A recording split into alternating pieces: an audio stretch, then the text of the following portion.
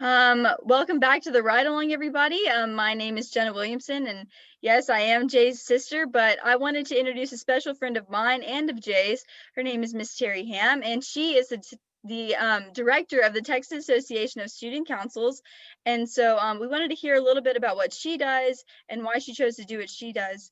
And so, Miss Hamm, can you go ahead and talk about why you chose to go into education in the first place?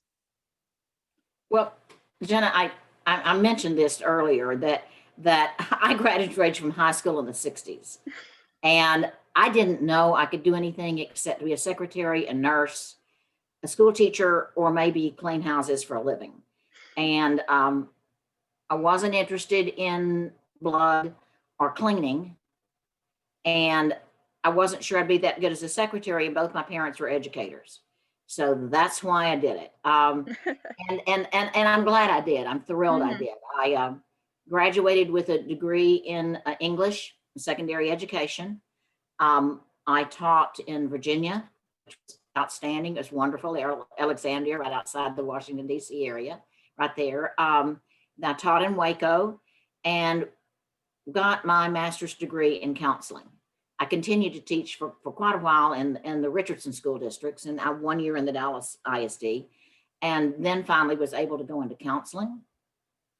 I loved that. I liked being in the classroom. I liked the kids, but what gave me joy was working with students in extracurriculars. And I was a cheer coach. I did honor society, junior class, prom, and at one time I was at a junior high, and I was a cheer coach, and the student council advisor invited me, she really begged me to go with her in a group to a summer leadership workshop. And I thought it was the coolest thing I'd ever seen. And got into student council, Texas Association of Student Councils, and never looked back. So that was, my mother used to say that I believed we had school so we could have student council. And I do believe that a good student council is the heart of a school. So that's my educational career. Well, I know Jay and I can both agree that we are very glad you went into education, so we got to have you as a mentor throughout our high school careers. But in your opinion, what qualities should someone possess to have a successful career in education? A love of learning, liking people, enjoying the age group you work with. It's a lot different to work with middle schoolers or first graders or high school students. So I loved middle school. I loved high school. I'm not sure I was really ever cut out for elementary, but that's my daughter's love. It's what she likes. So liking those kids and a desire to leave the world better than you found it. And a knowledge of subject matter. You've got to know what you're teaching. And then I would say not being afraid to be challenged and not having to think you're the smartest person in the room. Because in every class I taught, there was somebody in there more talented and smarter than I was. And now that they have Google at their fingertips, they can fact check everything you see. So don't be afraid of being challenged and looking for different ways of thinking about things. I know I can hear you say some of the things that you would say to me and to Jay as we were growing up, and so it's so refreshing to hear it now. But what is something that people might not realize about working in education? It's hard. It is a year-round, day-long job, and I believe the best teachers are those who go beyond the classroom walls. You don't have to, but I think that's where you really connect with students on a different level. I know as a high school counselor, I worked with an alpha split, and I had so many kids not in my alpha split that came to me because they knew me through student council, and so they knew me as a real person, and it just made it a better working relationship with them. I know what TASC is, and obviously Jay knows, and people we've been around know what it is. But I've had the luxury of getting to sit on the TASC board of directors and getting to have all of the perks that come with that. But can you go ahead and give the viewers a little bit of information about what TASC is and what their mission is? TASC is a statewide nonprofit. It's a 501c3. Doesn't mean we don't try to make a profit. It just means that the money goes back into the association and not to shareholders. Our parent organization is the Texas Association of School Principals, and our mission is to build a better world through student leadership. That's what we try to do, is work with students and advisors so they can create a better world, create the world they want to. And we are very fortunate in Texas that we have the support of TASSP, of the Texas Association of Secondary School Principals, that we have a good foundation. We're solid financially, which makes a huge difference during a pandemic. Yes. Because so much of what we do is based on activities, on events, and to be able to maintain and sustain. Texas is blessed and cursed by its size. I'm envious of those states that say, well, we can meet centrally and everybody can get there in at least 3 hours. And we have districts, 21 districts within Texas, that can't get there within 3 hours. So the other thing, though, is because of our size, we're able to have that membership that brings more people and more activities. We also are blessed that we've had a legacy of strong directors who have built an association with structure, foundation, planning that helps student councils be more than a social organization. We work with those that sometimes the old stereotype is that student councils are the it group that plans dances and makes posters. And that's not what we do. We go way beyond that. We deal with real world issues, real world problems. This year, our state project is foster children. In the past, we focused on mental wellness and human trafficking and organ donation and things that are there. And we want our students to know, we want them to dream. We want them to have student voice, but we also want them to have a seat at the table. And when we talk about projects, I know you've heard me say this before, you're going to be plant trees you'll never sit under. So know that what you're planning and what you're doing is going to benefit people down the road. But that's what we do. We are a group that supports students and advisors in schools across Texas that are in student councils. You touched a little bit on board of directors and state service projects. And I really miss my time getting to work on those and getting to make those connections with the board of directors. But can you elaborate a little bit on who the board of directors is, what they do, and a little bit on how we develop state service projects and what we do with those? I remember a group that struggled with that quite a bit. Every organization sets up its own board, and ours is based on a constitution.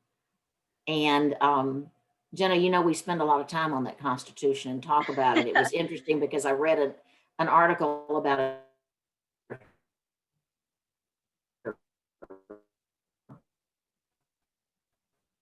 Elected senator did not understand why the United States could not have inauguration on another day. It was because our Constitution says it will be at noon on January the 20th, our national Constitution. He didn't know what the three branches of government were. And so on our board, which is our board is composed of 4 elected school officers, each of which has an advisor and a student as a representative of that school. It has a past president advisor, 3 high school elected advisors, 2 middle school elected advisors, a conference coordinator, school advisor and student, and then 3 principals from the Texas Association of Secondary School Principals. And then Mr. McAfee, who is the executive director of TASSP, and I sit on that board, and we're blessed that Beverly Kaufman from our office comes and keeps us organized and takes minutes and that sort of thing. So that's how our board is set up, but that's because that's what's defined in our Constitution. Everyone at that board has a voice. The Constitution was changed, I think, when you were on it, so I that think it every was. member of the board has the vote. We had it. We study what it means to be a 501c3. We introduce students to what their fiduciary duty is as a board member, and what does it do to be due to a loyalty, duty of obedience, and duty of care, so that you really understand the gravitas of working with an association that has almost a $2 million budget and affects thousands and thousands and thousands of students across the state. And that board goes into training where we talk about the fact that we need to trust one another. We need to understand each other. We need to be able to speak freely, that not be afraid of conflict, because if we all thought alike, we never made any progress. But when we make a decision, we speak with one voice and we support one another. We learn that the power is in the board and not as any one person. And so I think that that's a lot of what our student board members gain from being on that board, is that understanding and maybe the ability to move on into other boards and other governing bodies, which will differ, but having that base and understanding. So we make an attempt to do that. And you mentioned the $2 million budget and the thousands of students, and that's where I was going to go next. Is can you give like a realm of how large TASC is and how many students it affects? Because I know when I sat on the board, it was one of the largest student-led conferences in the world, and so just to give like viewers an idea of how big we are and how many people we touch and how much money we deal with and things that are similar to that. Well, let's look at what life was like in the real world and not during a pandemic, because TASC, just as associations and groups across the country, has suffered during the pandemic. Usually our membership is really close to 1,400 member schools. This year we're right at 1,000. So, we've had that drop. We don't keep records of the number of members in each council. We have councils that have 350 members. We have councils that have 30. We have little small 1A schools and we have huge 6A schools. So that varies, but our annual conference is known as it's the largest on-site student leadership conference. Now, something like FFA has more people, but it's a career-oriented organization. So we claim the title of the student leadership, and we that annual conference, which you missed last year being on site, is our pride, and we have worked hard to continue to provide virtually experiences for students, even though it's not the same. We're still working on it. Can you tell me at what point in your education career did you decide that being the leader of TASC was for you? I should apply for this. They need me as their leader. Tell me when did you decide that TASC was for you, that you should move on from being a counselor and become the head of this large organization? I don't think I ever really decided that. I was within it. We have a group of leadership consultants that do summer workshops and lead the activities and plan them. And for years, I did that. I did workshops in the summer for middle school students and for high school students. And at one point, a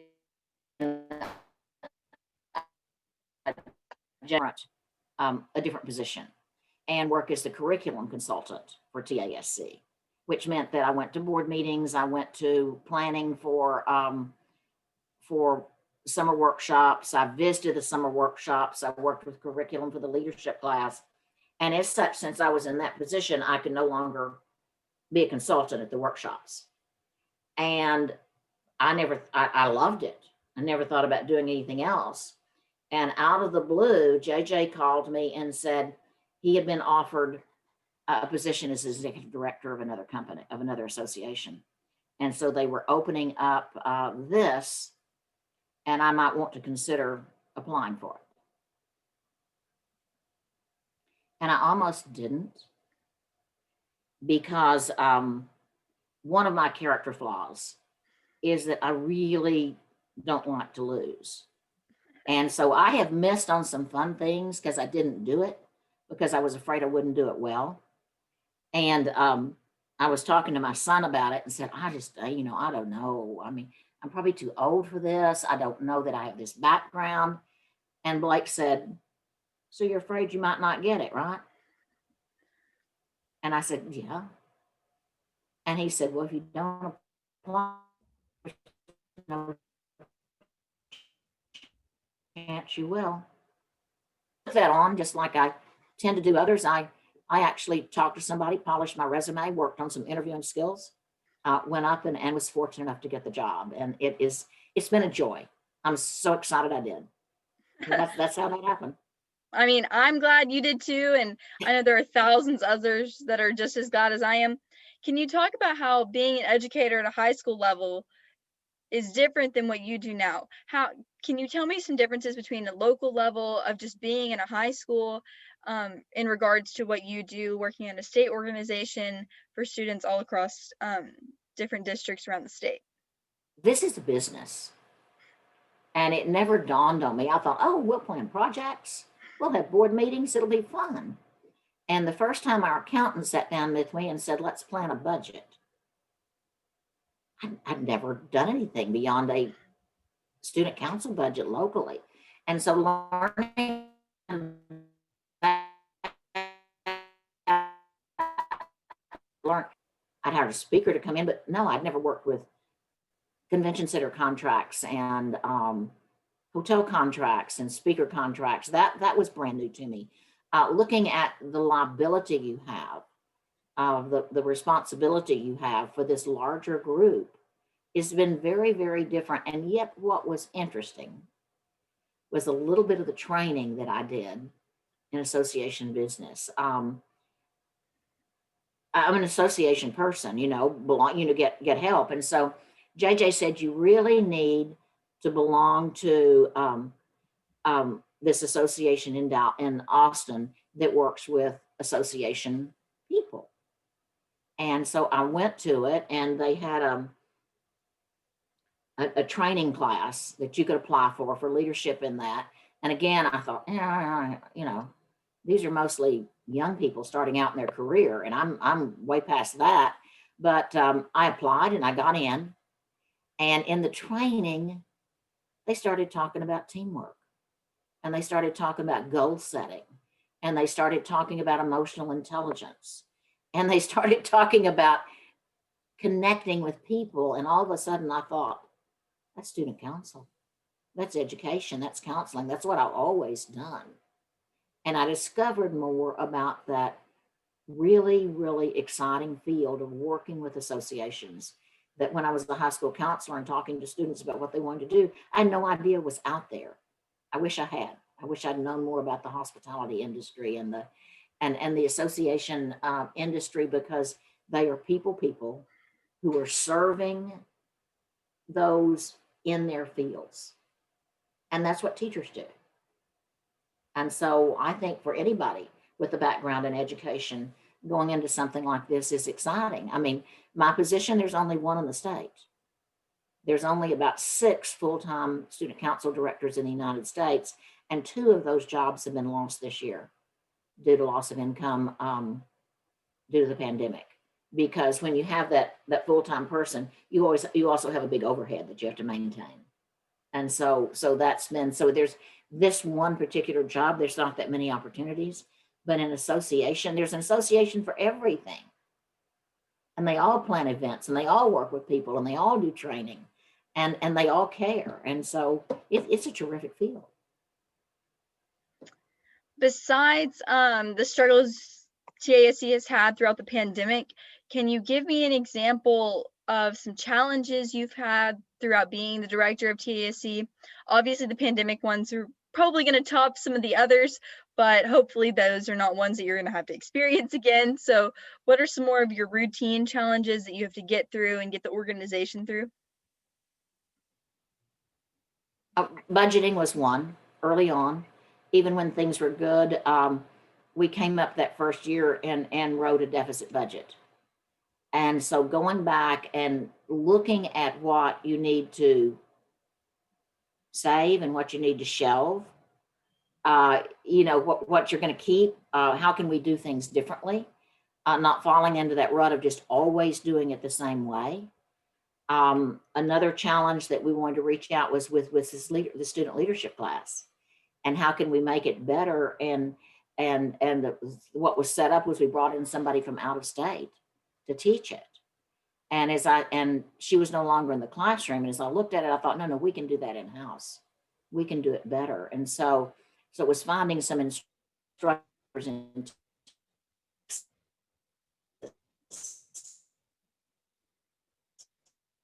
bringing it and working on what should be taught and what should be there, in doing that ourselves. And it's been immensely successful that way. Another is reorganizing expectations for councils. How do we get recognition? This year we did a real overhaul of our state reports. There's looking at the Constitution, looking at all. It's nuts and bolts. But what can you do? You can't ever stop trying to improve. So I think that's been part of it. Some of the most difficult things I've done are in staffing for summer workshops. I never wanted to be a principal because I didn't want to hire and fire people.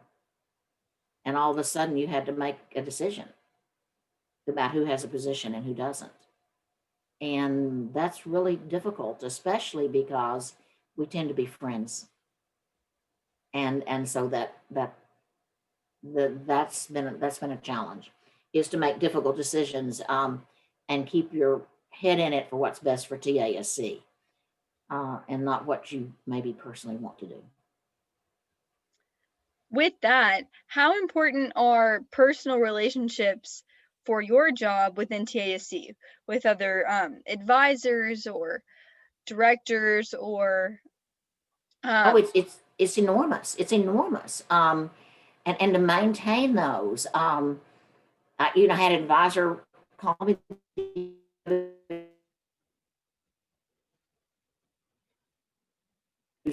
give me a job. And she has that relationship. She's able to say, this is what you see you're going. I don't think that's the way I'd go. I have another good friend, that she and I see the world very differently in a lot of ways. And she'll call me up and tell me when she thinks I'm making a mistake. And quite often she's right.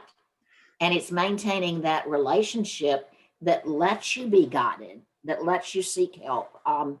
I've seen that specifically this year with another association I'm a part of I call it the Opposite Soup Group. It's the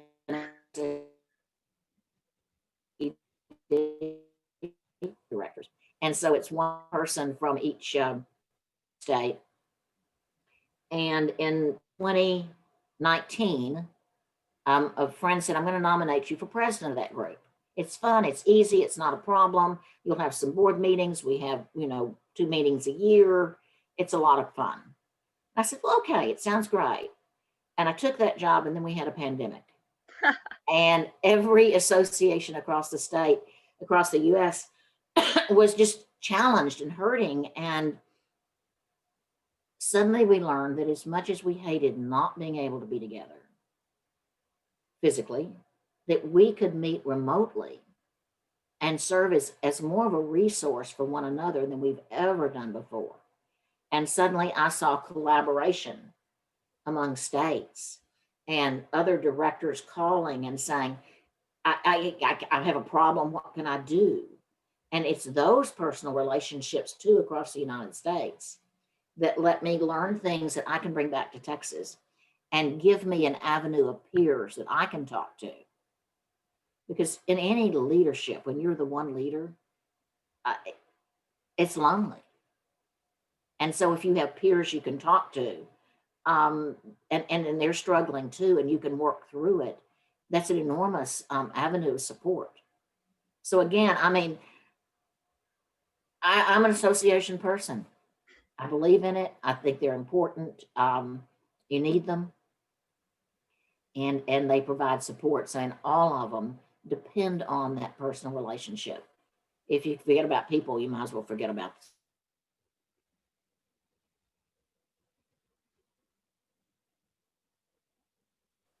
But pretty much. Well, Ms. Hamm, I've loved getting to hear your knowledge about TASC throughout this video.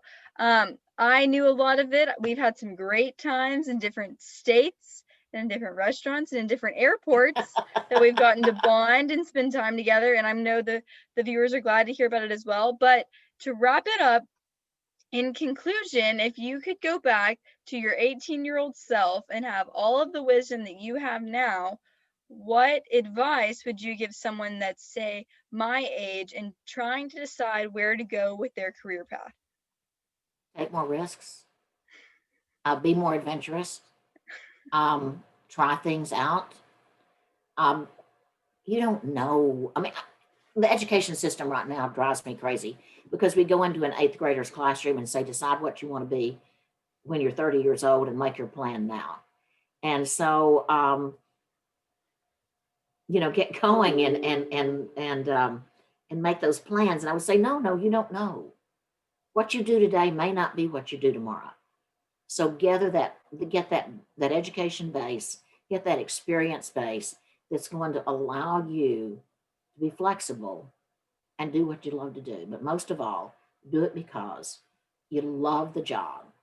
And if you're a people person, because you love the people you work with. Well, Ms. Hamm, I'm going to go ahead and stop the recording. So I just want to say thank you for joining the ride along. I thank you. Jay thanks you.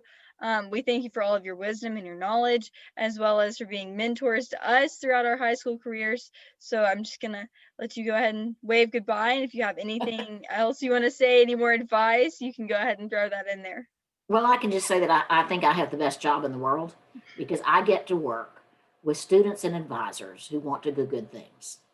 And that keeps me going every day. I love it. And thank you, Jenna. You are an example of what we do because you come back this year and you've worked on more than one level with our current students. And so it's such a thrill to see our student council alumni come back and continue to give back. So thank you for that. And thank Jay for working on the ride along and creating this, and congratulate him on bringing you on because, you do it very, very well. Well, thank you, Ms. Hamm.